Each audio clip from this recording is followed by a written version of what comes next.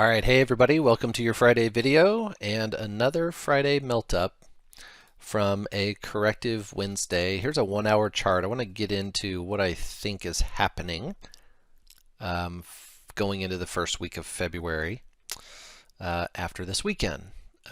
Wednesday, there's that corrective move back down to 39.60.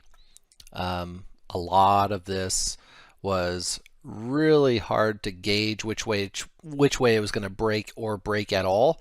You just have to really zoom out and take a look at this last Wednesday through Thursday. You know, what was that, right?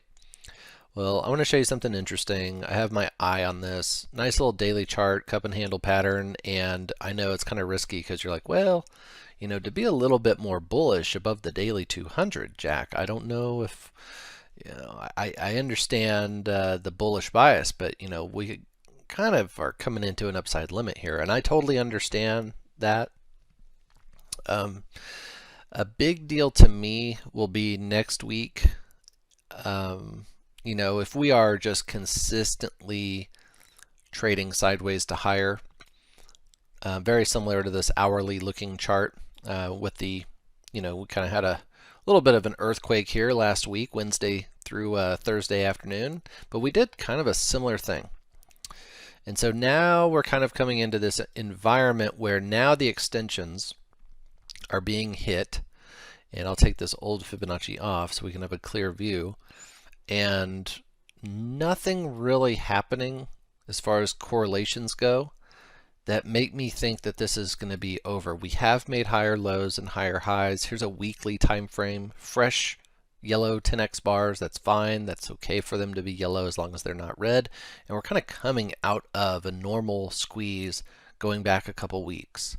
And so while that's a larger time frame to kind of wrap our heads around, it's just this idea that, you know, maybe we're at a checkpoint. We'll need to do a little bit more of a pullback before the next leg higher, but we're so close to the August highs of 2022.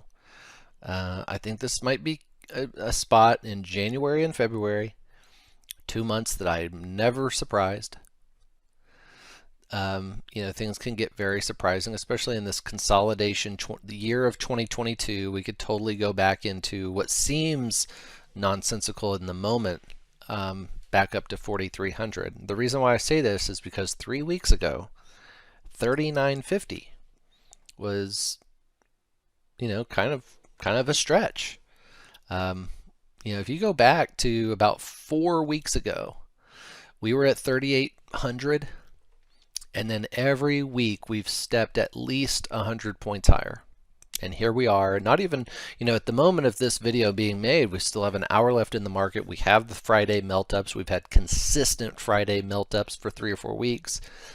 And, you know, now we're very close to 41.50. So, you know, this video isn't so much about what our plan is for Monday and how to trade it and things like that. It's definitely a hurry up and wait scenario. You have a really nice heat map that gives you super bullish Tesla and Google, semiconductors, Amazon and Apple, Meta, Microsoft is now gaining its ground. This is a typical Friday now for about 3 or 4 Fridays in a row.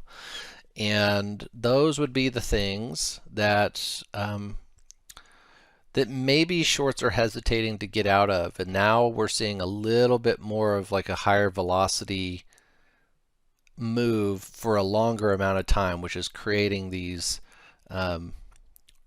really interesting charts. Let's just put it that way. I mean, I'm blown away by this, and I'm thinking, well, you know, it'd be rational for a little bit of selling, but, you know, the markets aren't rational. They're not meant to be rational. And I'm kind of sighting on the 4250, 4300 sooner than later. And that might just mean February monthly expiration. Now that's half of the video. I just wanted to kind of give a heads up and like, hey, I really am kind of looking for more context clues heading into Monday and Tuesday, right? Wouldn't be surprised if we went back down to 4,000, and that's okay. We might be trained enough now just to know to maybe just buy the dip one more time. But the other side of this video is about what I like in SLV. Daily high compression here on the squeeze histogram. green 10x bars going into yellow 10x bars. That's okay. We're kind of waiting for this to take a break. It's a hurry up and wait scenario for both the markets, but really on SLV. And the reason why I'm following this so closely is because my first trade of the year was GLD calls. And as you can see, gold had a tremendous move all the way through the transition from December to January into 23. And now silver is playing catch up.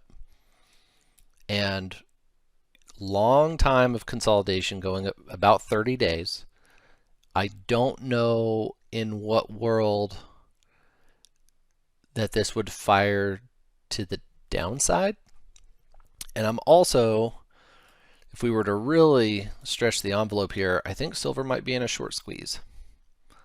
Like it clearly is on a daily chart. So, wow, thanks for the relevations, Jack. Thank you so much for the detailed analysis. Thanks for watching this video. If you've enjoyed the video, be sure to like and comment down below to help us out. Also, be sure to subscribe and click the bell icon so you can get notified when we release our next video. And if you want to watch us trade in real time using our own money, go to simplertrading.com to learn how to sign up. Good trading, and we'll see you in the next video.